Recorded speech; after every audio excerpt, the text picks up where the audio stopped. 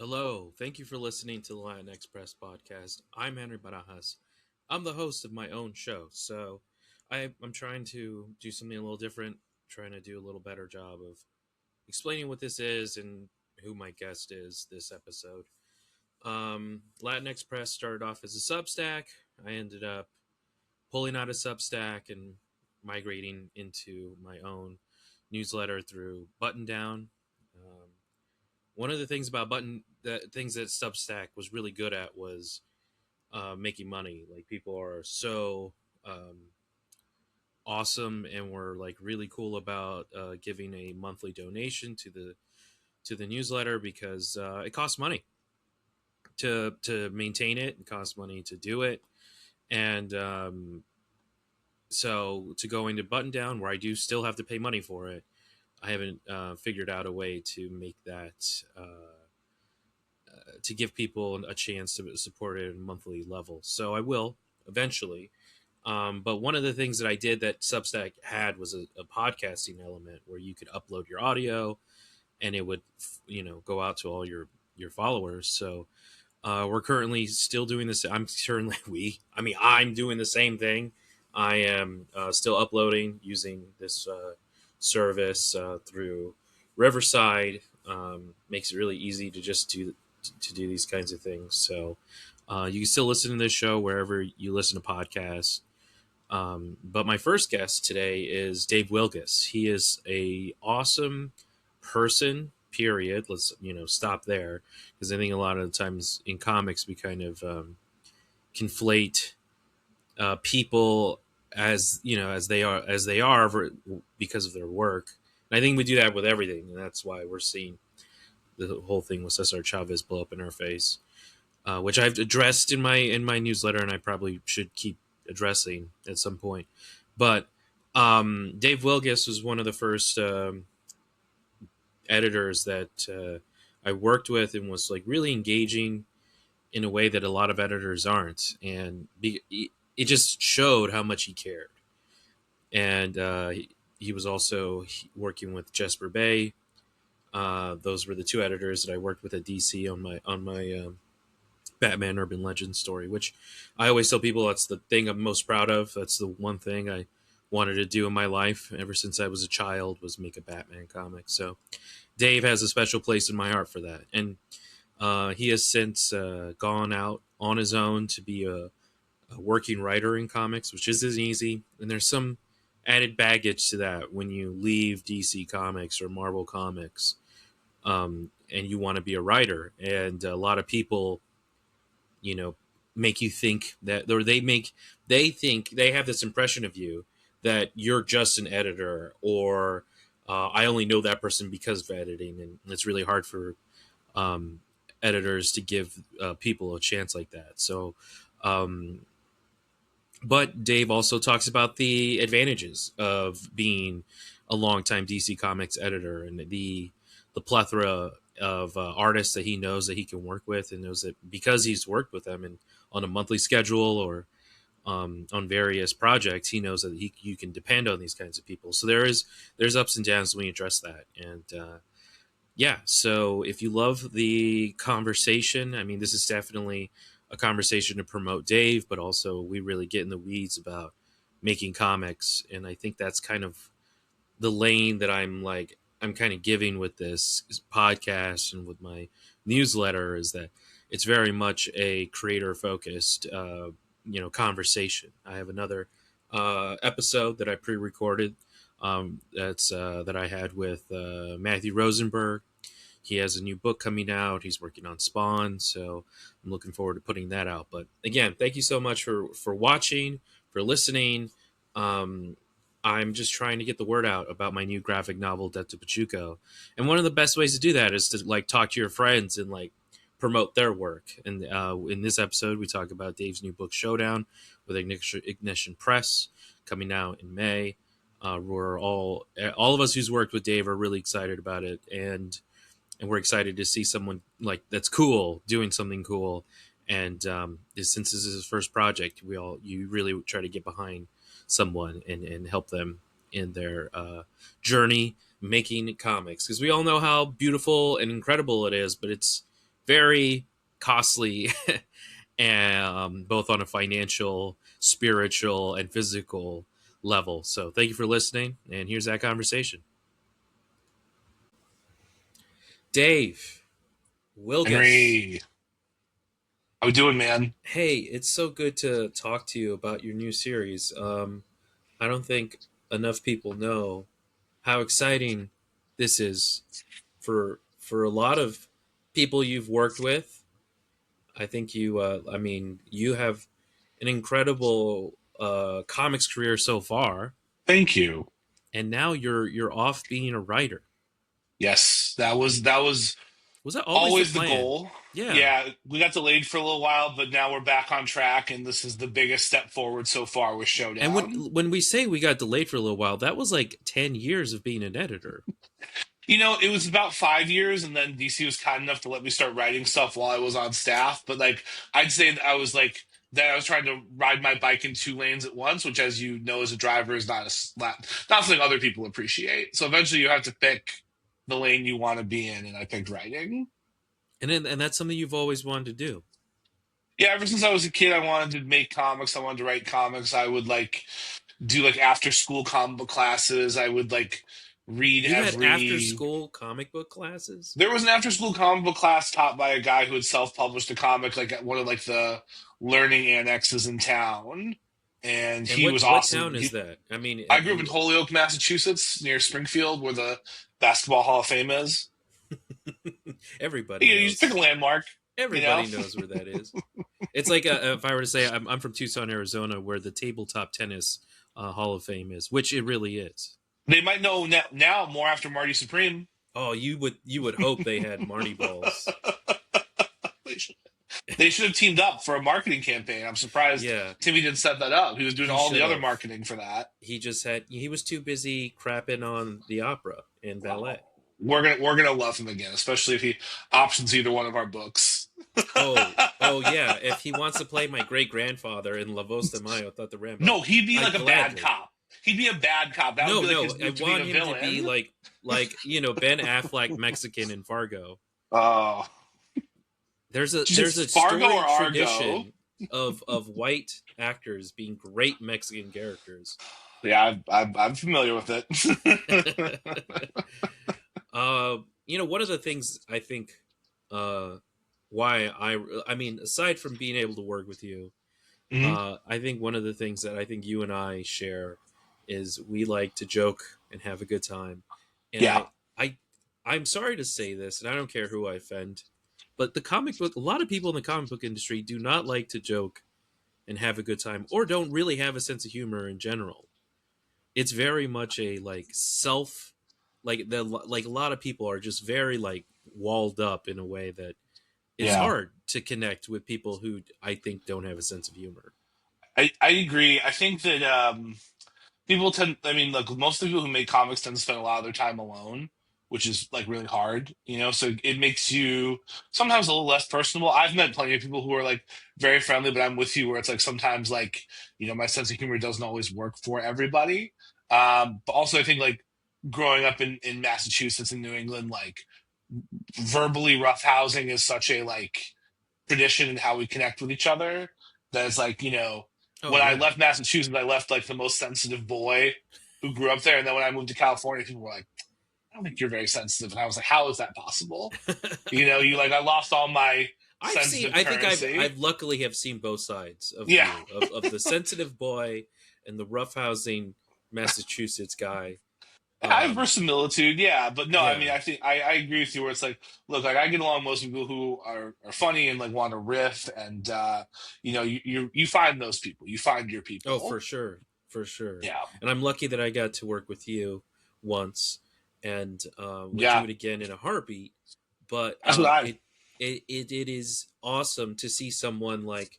It's also like a lot of. I think there's a lot of people in your position that are like, it's ready. It's time for me to be a writer, and then they mhm. go out in the cold, harsh reality of wanting to be a writer, and it's not as easy as you thought it was going to be. No, and I had that experience too. I mean, I left. I don't want to say air. I guess it was arrogantly. I would like to say it was confidently.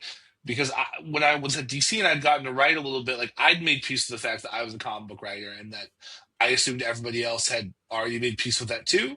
And Yeah. I left and it was like not necessarily the case. Nobody was like mean to me or cruel to me. It was just like I had more steps to climb up to get to where I thought I was gonna start than I thought I did. And Yeah. like the first, I've been freelancing now for 3 years, and the first year was nothing. The Yeah. first year was very quiet, very scary, like, really scrapping by. And then the second year is when things started to really come together. And this year, I feel very good. But yeah, no, I mean, like, it took a full year to really like get my bearings about me and realize where I was and what I had to do. Yeah. I mean, what you had to do. I mean, and then that's the thing. Like, I think one of the advantages you have is you know how to talk to editors. You know what they're thinking about when they're like taking on a project or taking a chance on a talent. Hmm. I think a lot of people don't have. I mean, I'm certainly someone that didn't have that. Go trying to break in. I mean, I think it was Mark Wade that said it's easier to break in but harder to stay in the business. Absolutely, So yeah. um, I don't know. He might have paraphrased, but there is that. I see a lot of truth in that. Where like um, I just had a conversation with someone I've looked up to my whole life in this business, Hmm. and he was like, "You got to keep going. There's you can't. Yeah, I know you want to take your foot off the pedal, but now's where you really keep it going." And just like I try to use this opportunity to promote my own stuff, but having Death to 100%. Pachuco out and just being like, here's my third Image comic series, here's the thing I've always wanted. And it's like, it's the shelf life of a comic book is Yeah. wild, and then b a graphic novel. It's always like, the momentum behind it is always like, didn't we just talk about this last week? Yeah, I have felt, um, I've been pretty actively promoting Showdown for the last 6 weeks, and this is the first week where I was like, "Oh, what if nobody cares?" Like the Oh, first like four wow. weeks, I was like, the first 4 weeks, I was like, "Man, everything's going great. We're doing great." And this is the first week where like I had like a couple seconds of silence, and like my negative voice was like, "They're sick of you," and I was just like, "Oh no!" But then yesterday, like a bunch of creators like retweeted stuff I had posted and like wrote nice stuff, and I was just like, "Hey man, people do care." But not only that, but like I ended my newsletter this week confessing that I was worried about that, and I had to respond to myself by being like, that doesn't matter. Yeah. If people don't care, they No. will tune you out. They'll look the other way. But like, you have to keep going. You have to keep promoting your book. You have to do everything in your power. Because one thing I'll tell you, like very matter of factly, I have a newsletter. You've been on it, which is really cool. So that now that I get to be on your podcast, and it's interesting because when I have people on, the views go up. Yeah. Like your interview with Rachel that we did for Death of Pachuco, the clicks were like very high, and Oh that's the yeah. same whenever I have another creator on to interview. Like the clicks go up, but when it's just me talking about like You find out who if your it's real me, friends are. yeah, if it's just me talking about an original thing, like the clicks are usually not as high, and like Yeah. you can get discouraged by that, or you can be like, okay, like You're I'm not building. gonna stop. Yeah, Yeah. like I'm not gonna stop. And I'm very lucky. I'm doing this interview with you. I did another interview last week, and I have another one lined up for later. I hope more come up. But yeah, like I think part of the goal is like I hope you do get sick of me, so sick of me that you buy my comic Yeah. book. Yeah. If I buy it, he'll shut up. Well, Yeah, let's I'll talk go about away. Showdown. Let's, with Yes. Ignition Press. Let's Hmm. pitch it. Yeah. So Showdown is the story of a young woman named Trish Sullivan who comes back to her hometown during the holiday season to pick a fight with the man who killed her brother. And she challenges him to a showdown, meaning two of them enter, one leaves. She wants to hurt him, and if she can't hurt him, she wants him to hurt her. She just wants the pain to go away somehow, whether it's her getting it out on him or him getting it out on her. Like this has to end. And the fellow who killed her brother, his name's Harvey Harlow. He used to be like kind of the prince of the town they grew up in. He was the star football player. He was the son of the local sheriff, and he has lost all of that privilege and equity that he had. His father died. Before his father died, people in town were like, I don't really like that you got away with what you did. And when Trish meets him, like, he's kind of already been beaten down by life, but she still wants to get her licks in, you know? So the story is very much about like anger, violence, forgiveness, this weird 21st century idea that you like want to be forgiven without saying you're sorry, which really bothers me as a person. I'm sure it's something Interesting. you've noticed as well, where people are like, where sometimes people are like, oh, hasn't that person suffered enough? And you're like, they never said sorry. They never ever said the words "I'm sorry." Hmm. You know, when like they did something bad. And by the way, like I'm not saying I'm a perfect person, but like as an adult, eventually you have to become good at apologizing. Like that is part of like being on the earth. Yeah. You know, No, for sure. but yeah, it's a bit of like a modern Western revenge story. It's that in a kind of location inspired by where I grew up in Western Massachusetts. Um, you're working with Ignition Press, a Hmm. brand new publishing company that Yeah. it's rare that you can start out the gate with a TV show, which is what everybody always wants, and Right. then you have to fill the the backlist with new stuff. So, what's that process been like? Being a part of a new publishing company with seasoned seasoned editors like Jamie Rich, and you got Philip Yep. Sablick there. You got Jeremy, who's kind of the like I would say the king of the castle. He's a creative. I believe his technical title is creative director. But yeah, he's Yeah. very just like a. They're all pretty front facing, but yeah, Jeremy's very front facing. But I feel very lucky. Like when they started, I was really impressed with their original slate of books, and I've known Jamie for a long time. We worked together at DC, and then we worked together briefly at IDW.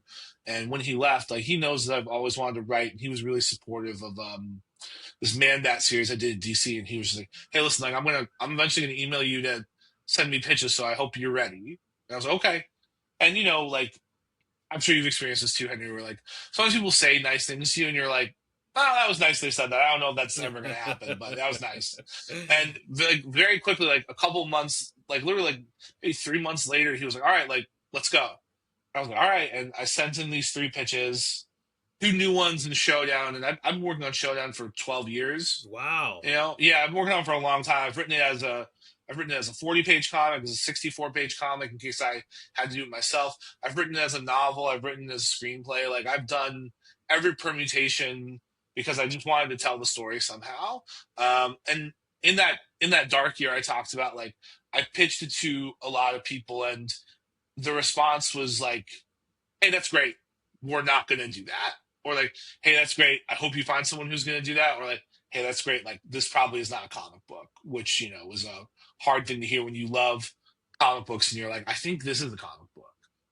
But, you know, so I sent in Showdown with two other pitches, and I was very much like, if Showdown doesn't get picked, Showdown's getting retired. Like, I'm not going to pitch this anymore, or at least not pitch this for a long time. And then Jamie called me on the phone. He said, all right, there's two pitches of yours that are seriously in contention. And I was like, all right, Showdown's dead. Huh? He was like, no, we're really interested in Showdown. He was like, I didn't know Jeremy. I didn't know Philip. I didn't know the rest of the team. Jamie had sent them my Man Bat work. He'd sent them my other stuff. And he was just like, I really believe in this guy. And they had read my books, and they were like, wow, this guy's really good. I can't believe we don't know who he is, which is a nice compliment. And then, you know, they were just like, can you tell us more about Showdown? And again, I've been writing it for 12 years. So I was like, I'll tell you whatever you want. So I wrote a much longer document. I got very in depth. And then about a month later, they were like, all right, man, you're going to do Showdown. And I was blown away because one thing they go out in public and they say is they're like, they want to do your dream project. They want to do the thing that like maybe other people won't do. And I can say from experience, like, they did do that for me. They picked the comic book that was maybe the thing I wanted to do the most, that was a hard sell for others. And they were like, we'll take a chance on it. We'll take a chance on you. And like every time I talk to one of them, they know everything about the book. They know everything about like all the covers. Like they're so knowledgeable about every project they're doing in a way that like makes you feel safe, you know? And when I went to Comics Pro to announce the book, they were so supportive and kind to me, and I feel very taken care of, and I feel very protected. And I feel like this book that was very personal to me is like in the right place, which is like a big relief. And they paired me with an amazing artist in Tad Galusha, who's my co-creator, who like if I don't think there was anybody else in the world who could have drawn the book. And our book is colored by Triona Farrell. We have covers by Steve Lieber. We're lettered by Clayton Cowles. Like they have pulled out all the stops for me, and I Wow. couldn't be more grateful. I don't know. I maybe what if they got Jim Lee? Would you have been okay with Jim Lee? I would have been very cool with Jim Lee. I think it would have been funny if Jim was like, Dave, you might Man, remember me from when Showdown. you worked at Oh, DC. yeah, I love have some Showdown. questions for you about Showdown. That would have been cool. Um, so this is it's interesting to hear you talk. We've never, I think like we've never really talked about this kind of stuff Hmm. in a granular way, but like to hear the book you've been trying to make for 12 years is finally Hmm. coming to fruition. What happens next? Do you are you, is this is the book you've always wanted to do? That's a really good question. It's something I wanted to talk to you about because, like, right now we're in this kind of liminal space where some friends of mine have read it, including you, and people have been very kind and complimentary to me about it. And like, I've read the first two issues; they're done now, and like, I'm just incredibly proud and happy with the book. And I'm trying to do this thing that is hard for an Irish Polish Catholic kid from Massachusetts. I'm trying to enjoy it. I'm trying to enjoy the moment, and like I'm like, wow, I'm really proud of this book. And like in a couple weeks, the book is going to go into the world, and people are going to be able to read it and buy it and judge it. And likewise, like I'm going to send it to publishers in hopes that I can get more comic book writing work. So in a couple weeks, like it's going to be a piece of entertainment, but it's also going to be a thing that you can judge me by. And Interesting. before you can judge me for it, you know, I'm just like being proud because like it took so long to get here, and it took long because like this is the right situation. Like I wouldn't change anything about the book or the creative team. I'm just I'm trying to like be really appreciative, and I don't think you hear that a lot from artists. I think like artists saying they're proud, they come off very arrogant, but like I think in a post like mental health kind of world that we've lived in, like it's okay to be like, hey, like for now I'm proud, and Yeah. when we get oxygen on it, maybe I'll feel differently, but today I feel good and like very actively. Like I felt very like at peace the last couple weeks. I have another book that I'm writing the last two issues of right now, and then I need to start doing pitches again. But I've held off on doing pitches because I'm like I want to see what it's like when this hits the world first. Interesting. So So like I'm if I'm in a yeah, slower if, point in my life right now. interesting. That's an Yeah. interesting I think, uh I'm lucky that what I tell people now is when they say what's next, I usually tell them I'm figuring out what I want to do that no one asked for. You know, Yeah. it's very much something that I really want to see in the world, and Yeah. yeah, no, I think that's a healthy way to look at it because once you get this ball rolling of making comics, it becomes a branding. It becomes a little different than when like your first like because I was thinking about that when Death to Pachuco was coming out and I was like really down on some of the more business aspect of it and I was like man if I would have talked to 2018 Henry who was about to put Yeah. out La Voz de Mayo he would have been like you have what like he would have so it's always healthier to kind of take a step back and be like it's really great to appreciate what's going on right now. And you with Death of the Pachuco, which I just held up to the camera, which I think podcast audiences will love. Well, Um, there'll be video for oh, sure. cool. Yeah. But yeah, I mean, like you you crowdfunded this thing. You really got this thing off the ground. Like you worked incredibly hard on it, and I got to see the early phases of it. And like I went to your signing last week, and I got the book, and like man, like just like as your friend and as someone who's worked with you creatively, like I'm very like proud of you, and like I just think that like you put a thing out into the world that like was not there before, and like Thank you. I know that like we have to keep moving, we have to move on to the next thing, and comics is tough because like when you make a movie people give you like a year until you start making your other movie. In a novel, sometimes you get years before you have to write another novel. But for us, it's like we got to do another one next month, brother. You know. But Yeah, it's hard but to this thing, stay relevant in it's super hard. But this comics. thing you did with Rachel and Lee and Will Dennis and these stunning covers by Latham and other folks, like I don't know, man. I just think you put out a really impressive body of work. And like, one thing I was going to ask you is like, now that it's done and now the trade's out, like again, like I know that we have to move on to the next thing and think about other stuff. But like, did you when you held the trade in your hand, did you feel like, okay, we climbed the mountain? I had that moment because I letter it, Yes. when I design it, and once I help. Well, this one I helped design it. I had that moment when I sent all the files. Yeah, I was like, "Fuck, that's cool. this is it." Like, there's no more work to be done. The Mm. printer has been approved, and that was like where I had it. And then when you get to hold it and you get to like smell it and you get to see it, and it's one of those like, yeah, it's like holding a baby. I think I've never had one. It's my Sure. my paper baby, Yeah. and yeah, so I feel very lucky and I feel very fortunate and having. One of the things about Detsupachuko is there was a lot of teaching, which Yeah.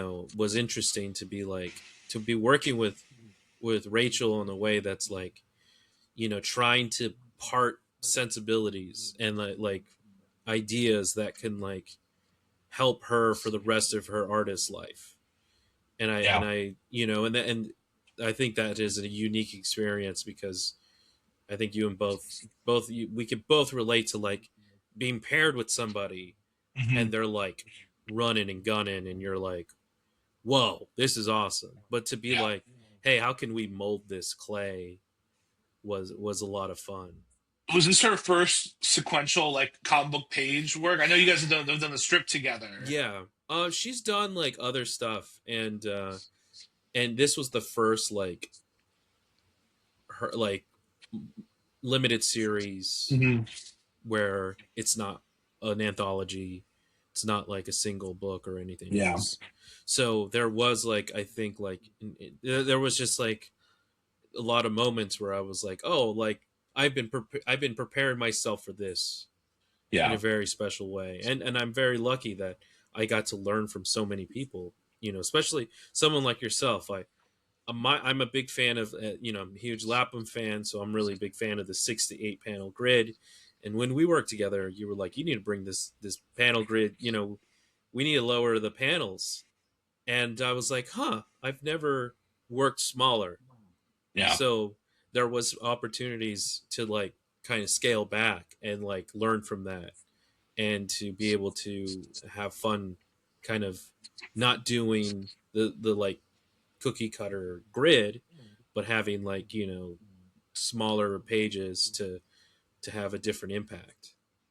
It's I mean that's one of the great things about working in issues is like you can set different creative challenges for yourself. Like the next project I'm doing, like it's one cohesive miniseries, but I treat each issue kind of like a different genre a little Wow. bit to try to like experiment with the storytelling. But I'm also working with an artist who hasn't drawn a full miniseries before. They've done sequential pages, but they haven't done like a full project. So I've had a similar experience of like I know what I'm doing, like as a writer now that I've done Showdown, and like I know from an editor what it's like, but like I have to be a little bit more of like a player coach Yeah. with my collaborator. He's also like much younger than me, and like I'm 33, so like you can only imagine like this guy is like pretty young.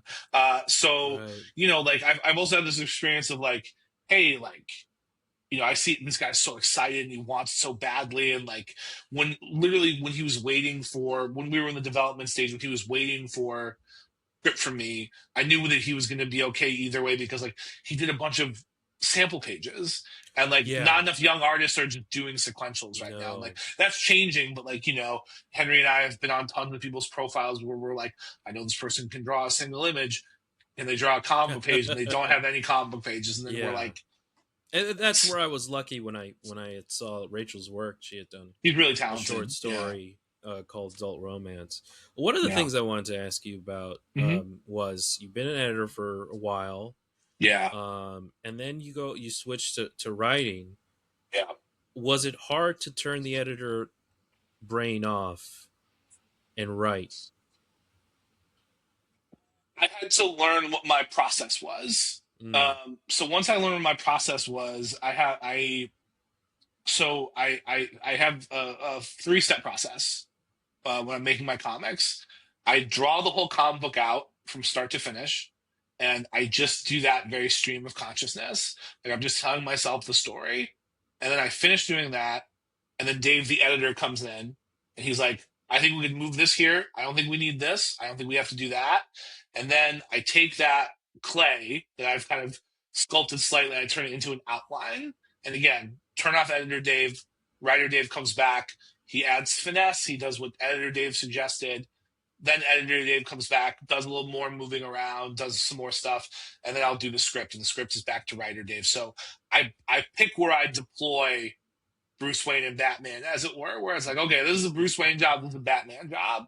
Um, but also, because we don't have a ton of time. Like one thing that sometimes people complain about in comics, and I understand, is like we don't often have a ton of time to like do heavy revisions on scripts.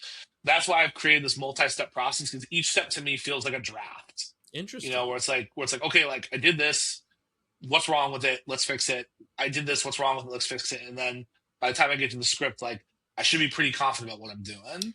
I wish I had it readily available, but I have an Optimus Prime sketch you did. No kidding. Yeah, I don't remember that at all. yeah. It's you use crayon. Yeah, Were it we was like a restaurant or something? no, What were we no. doing?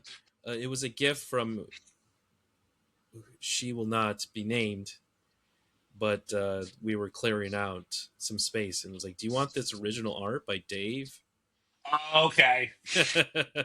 I also have some original art from her that's very lovely. That's very funny. That's great. um, but yeah, no, I so like I do like to draw pages. I have admittedly have not drawn a whole book. I've used Clip Yeah. Studio art to like use the mannequins and like kind of Yeah. space it out. Chris Burnham yelled at me for that, which was pretty funny.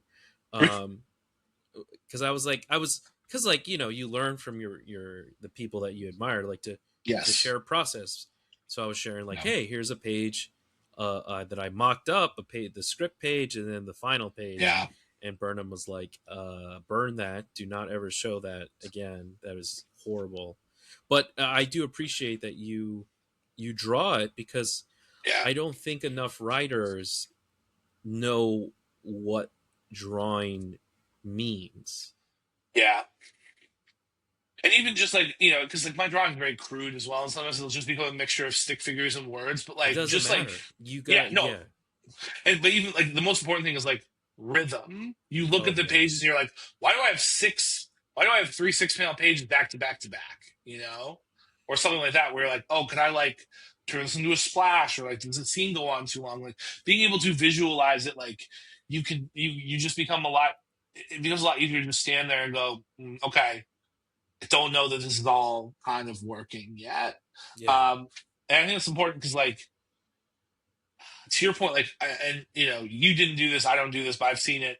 Some people were like, the artist will come in and do layouts, and they're really beautiful, and the writer will be like, "Oh, this isn't working," and they'll be like, "Yeah, I think it was not working in the script. I don't think the Oh artist yeah. made it not That working." is, whenever I see a layout and it doesn't work, it is always an old fuck moment for me, Yeah, where I'm like, oh shit, where did I go wrong? It's never that. I mean, I never yeah, blame same. them. I'm always like, okay, I need to rewrite something and Yeah, figure it out.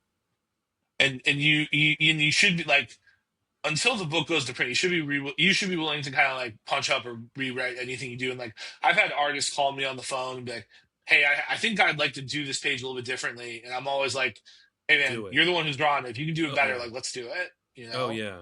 Yeah. I'm always. A lot of people don't understand the collaborative process, and No. especially if you can't draw, you better figure out how to, or else you'll never be happy. Well, not only that, but like, so you did this very personal story with Death of Pachuco, and like I said, Showdown is based around like where I grew up, and like there's a lot of personal stuff in there for me. One thing that was really important for me was like when Tad came on board, Tad Galusha, the artist who's brilliant, I love him. This is now Dave and Tad's book. Oh Even though yeah. it started out as Dave's like very personal thing, like Tad brought it to life. Tad drew the characters. Tad made it a comic book, and he's my co-creator. And like at every step of the process, like I've just been clear with Tad, like this is our book. This is not my book that you're drawing. Because like I've heard people say that on podcasts. I've heard people, feel like they weren't like a collaborator on a book, and like it makes my stomach hurt. I feel sad. It's very disappointing because the way I hear a lot of authors talk about who they're working with, they're always like my artist, Yeah, and it's always like that's a weird way to look at it. But I yeah, mean, maybe it's a poor choice of words at the time, but I do think like there is a level, our generation and kind of the business that we're in right now, and if for the until the foreseeable future, it is very much a writer first kind of thing where people are always thinking of the writer and then the artist.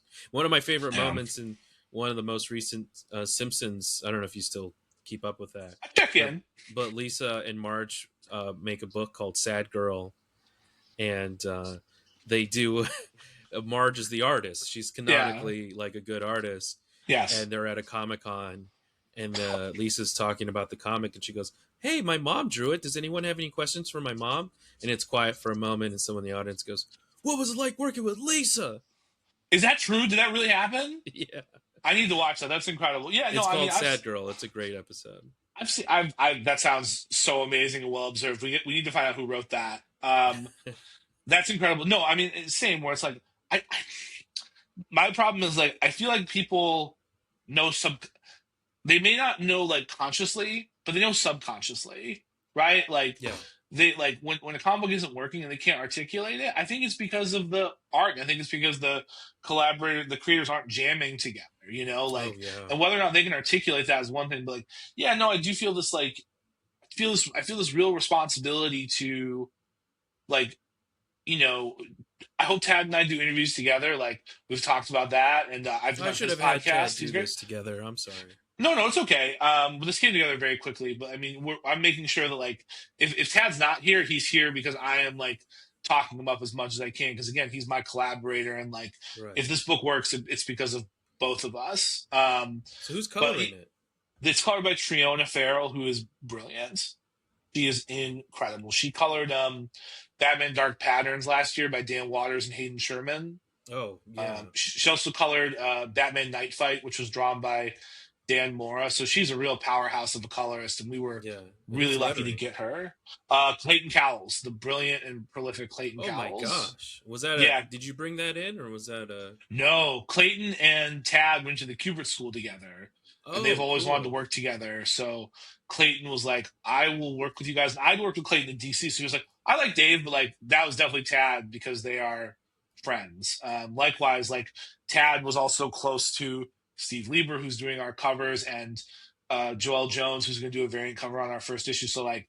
Again, like Tad also opened a bunch of creative doors on this book that I What don't was know would have Lapham been there before. was that a choice on your end or was that just a surprise? That was Jamie. That Oh, was cool.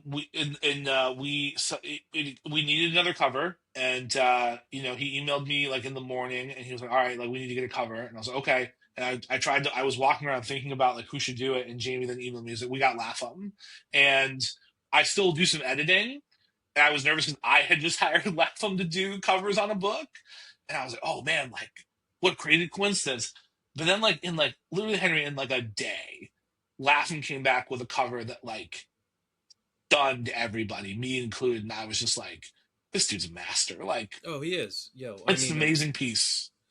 a client just gifted me the first 14 issues of Stray Bullets, Yeah, the man. original run, and Yeah, going through that and just being like, yeah, I mean, he's someone I could call a friend and someone who's yeah, been definitely very cool and always responding to emails and being honest about what I'm doing and nothing, you're never getting any smoke from him. So yeah. uh, I'm really glad to see you got a cover from him, and I'm lucky that I own a cover and a piece of Stray Bullets history. So I Yeah, I I, don't, I will always buy anything that Lapham draws. he's incredible. He's still so prolific, which is impressive. And like, I don't want to be, I don't want to offend any of our religious listeners, but it's two guys who basically made crime books, and we got covers from David Lapham. It does feel like we kind of got blessed by the Pope. You know what I mean? Like, because without Stray Bullets, like, I mean, Stray Bullets is such a foundational work of American comics, specifically American crime comics. So like everything that happens afterwards is there's before David Lapham, there's after David Oh Lapham. yeah. You know what I Oh, mean? for sure. A hundred Um, percent. it's Well, I was amazing. just sitting there rereading these issues and just being totally engrossed, and just the to see him grow from the kind of artist he is Yeah, now, and to like see those swings he was taking early yeah. in his career. I mean, that wasn't even like that was like after Valiant and a bunch of other stuff. Hmm. So like to see him like really cooking on those early Stray Bullets, and to see him like like even everything that came after that, it's so good. And Um, he's such a good writer. Like there's like yeah. there's a bit of a one of my favorite books is Jesus' Son by Dennis Johnson, which is a bit of a book about like a community told through a bunch of different people's perspectives. And Stray Bullets often feels that way, where like you won't see a character for a while, and then a character like Monster will show up, and you'll be like, "Oh no, Monster's here!" And like, there's just something about the way he builds these characters. Like, even if you haven't Yeah. seen them in a while, the way the other characters react to them, or the way he frames them, or the way he like just introduces them to a story, are like something bad is going to happen, Yeah. and it's gonna be ugly. He's really No, for brilliant. sure. Yeah. No, for sure. So when does this book come out? Showdown number one comes out on May 13th, 2026. I believe that's the second Wednesday in May, unless I have forgotten how to count. And then we I think it's the FOC are third. you might be right. It's probably the third. And then we FOC on Monday, April 6th. So we're coming in pretty hot here. I'm feeling really good. I'm feeling really excited. But like it's weird. Like it's. I feel like promoting a comic is like a baseball game. Like the first couple innings are before the pre-order, and then like the rest is like kind of from the fourth inning onward, where you're actually like in the game. And like Oh you yeah. hope you hope that you set a tone in those first couple Where are innings where you you're in doing the all innings right. here? Man, I feel like I'm right now. I feel like we're in like the bottom of the third, Oh but like wow, that's but early in the but game. I know, but like it's also weird because like I finished writing this last year, so I've been in it for a long time. Yeah. Uh, One thing that I had when Lavos came out, it had been mhm. 5 years since I had written it, and when it like finally hit shelves, it was almost like I was like kind of not even like it was hard for me to even talk about it because I had been done with it for so long, and it was finally out there. So I Yeah. understand where you're coming from of like having this like live in your bones and your soul for so Yeah. long and talk to you. And I also call Lavos, and hopefully this doesn't happen to you. I call it my college kid. I put Sure. $30,000 into it. It left the coop, and it doesn't call back. That's very funny. I'd call this like my first album in terms of like I had my whole life to write this and Hmm. put it together, and I'm working on my second creator-owned book, and I'm very excited about it. I'm very proud, but it felt much more reckless of an endeavor for me as a writer. Oh Where yeah, I was like, oh, can I try this? Can I try this? Can I like do whatever? Like musicians say like you have your whole life to do your first album, and then you have like about a year or two to do your second one. yeah. I mean that's what happened when Lavos came out 2020. Helm Craycastle 2020 March 2021. Yeah. It was like yeah, no, And I all of your books so far feel very different. Like you're like there's a through line of you and what you're interested in, but like you're tackling different genre stuff. I feel like each time. something I learned in my hometown. Like there's a lot of guys still there doing the same book, Yeah, and it's 20 years. They're still printing it through Kablam. yeah, They're still like telling the same characters. They're still telling the same story, like this long story. And I was deathly afraid of that. sure. I was deathly afraid of being that guy at Tucson Comic Con with my book that like is just crowding my apartment, and my child is like, out in the world, and my ex-wife doesn't talk to me anymore. That's what I was afraid of. So like, I Yeah. like to like with Detsu Pachiko especially. I'm like, this is a Philip Marlowe, double indemnity ending, where I'm just gonna like this could go on. There could be awesome stories in this guy's life, Yeah. but if this is the last Ricky Talla story, I want to be very happy with it. No, I appreciate that. I feel like somebody was asking me this the other day. Like I have at least two more stories I'd like to do in this kind of tone and genre and milieu. But I got the advice of what if you did some other stuff before you came back here? Like what if you went and tried some other stuff so people don't pigeonhole you as like one type of guy? And my Yeah, next Spirit Own book is very different genre wise, but again, like I just said to you, like you can tell it's still me because of stuff like themes and how I approach character, but like genre wise, it's completely different. And I'm trying to think of the next the bunch of creator owned books I want to pitch. I'm thinking about genre very much because yeah, like there is a point where people are like, well, that's who you are, and you're locked into that. And like yeah.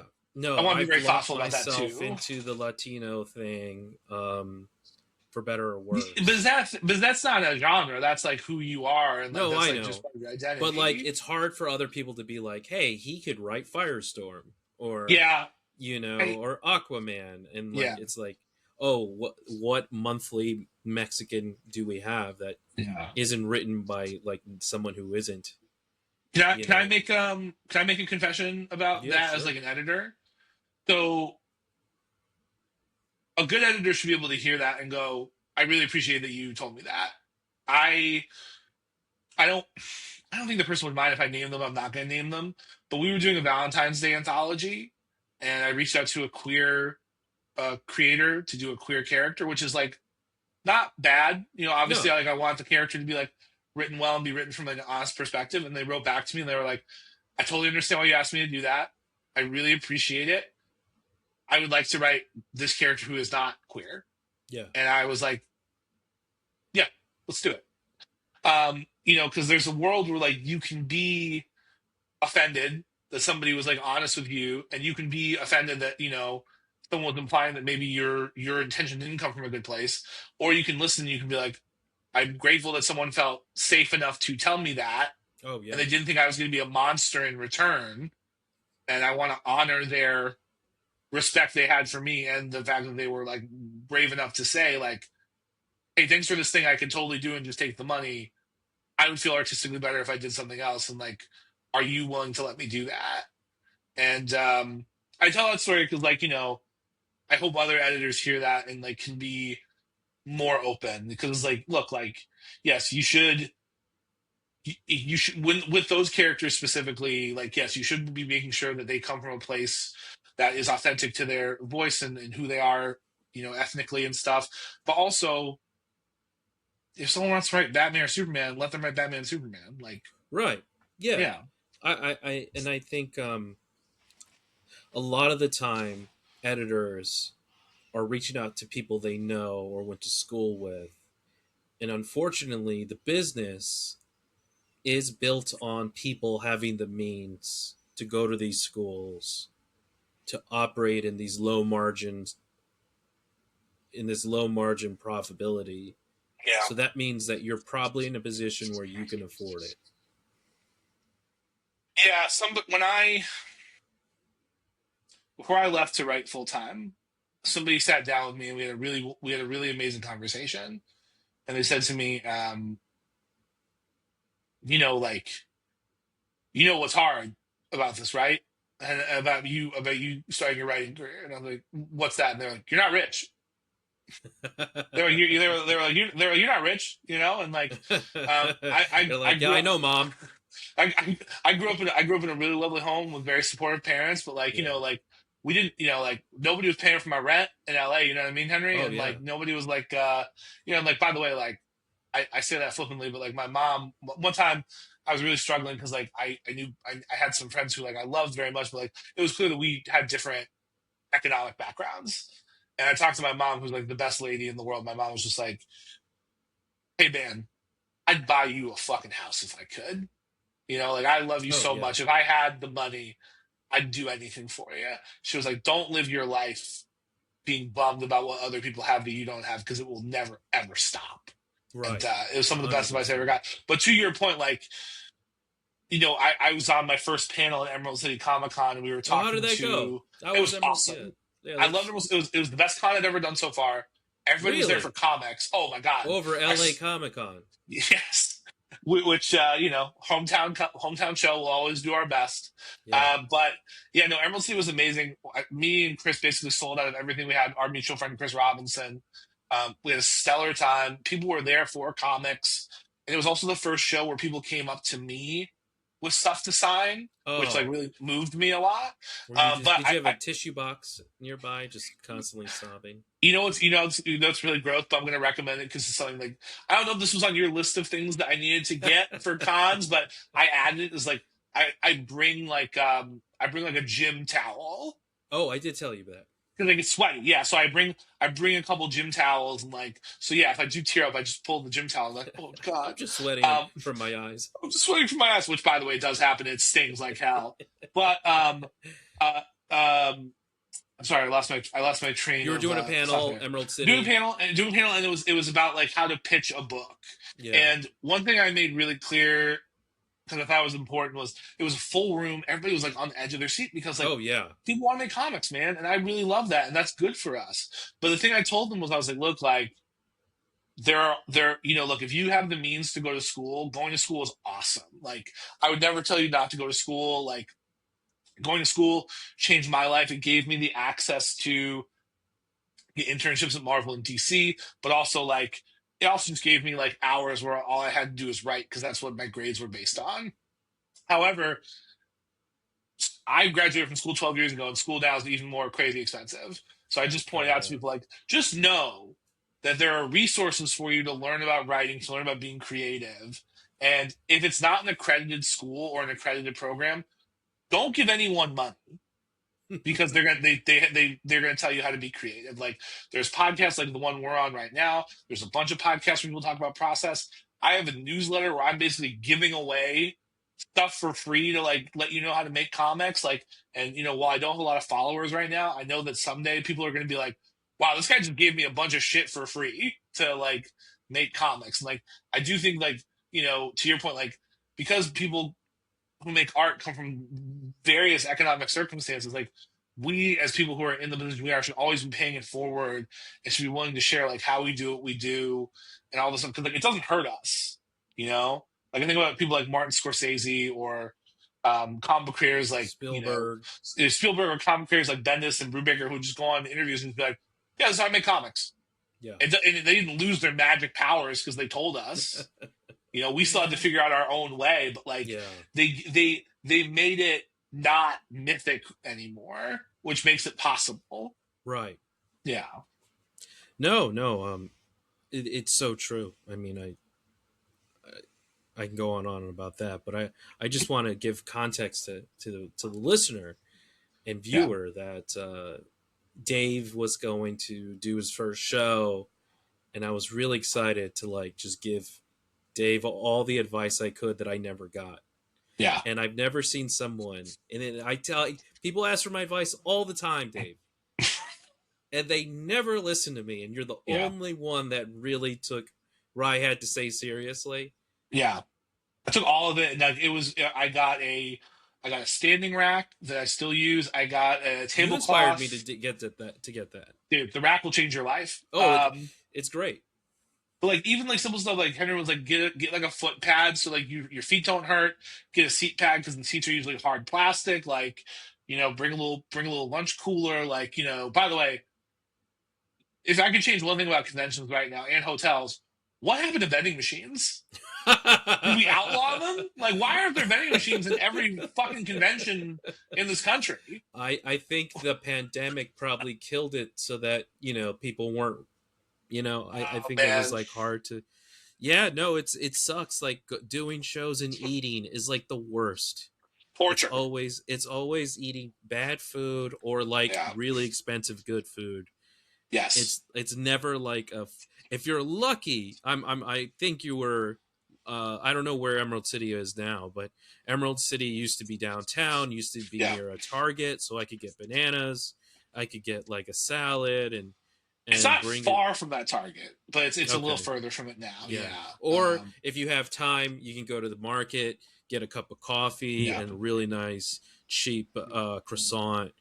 I love that show. I miss it so Yeah. much. I'm so It's such glad a you got to experience that. it's such a good show, dude. But like, yeah, no, it also depends on where your hotel is. Like wherever Chris was, he was by like a convenience store. So he like one day he came in and he got us both like giant Gatorades, like we were like Oh, kids good. playing soccer. And I was like, and like I'll there's like one coffee cart outside the floor, and the people there are really nice and they're working as hard as they can. But it's like The we need like line. two more of these coffee Oh carts at yeah. It's least. also Seattle. Like, come on. Like Yes, I you're love lousy with Seattle. coffee shops. It's so Yeah. nice. I had so many. I had like two or three excellent meals there. I really liked the city. I like going there.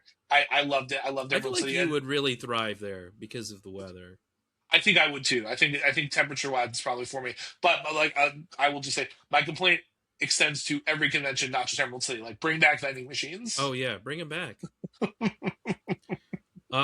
Let's yeah, before we wrap this up, Yeah. uh you got any events surrounding the book? Are you doing any I know you got a signature series through Collector's Paradise. I think it's just series through Collector's Paradise. So if you're listening to me and you don't have a local comic book store, or your local comic book store is Collector's Paradise, go to the Collector's Paradise website. And we're doing a thing called the Signature Series where you can buy the full run of Showdown, all 5 issues, and I will sign them all for you. And when the book is done, it will get mailed to you, which I think, again, is a great option for folks who don't have comic book stores readily near them. It's great for people who go to Collector's Paradise anyway. As I've told my parents, it's also a great uncles and aunts of Dave Wielgosz move, because Oh yeah. yeah, I get my uncle or aunt to maybe go to a comic book store once, getting them to go 5 times.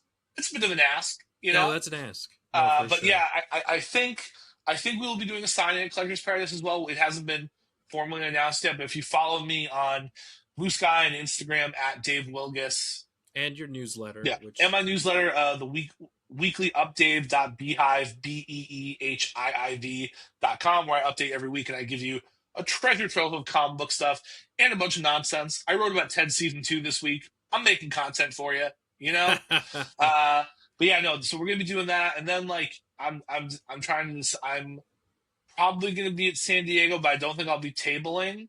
And then like I will. hopefully you'll maybe does it will I think Ignition will have like signing stuff. Maybe I'll do a signing with yeah, them, and maybe some other publishers I'm working with. TBD, TBC. TBD. We'll But see.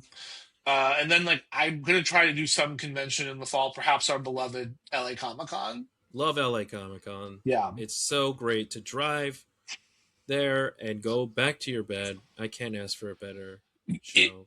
And I usually drive down with you or our friend Chris Robinson, and it's always nice to like go grab a Mickey D's breakfast, get a prime parking spot at the LA Convention Center, walk in like we own the place, walk out like we don't own the place. Dave, thank you so much, man, and congratulations. Thank you, Henry. I'm so glad I got to appear. Showdown #1 on sale May 13th. Check it out, guys.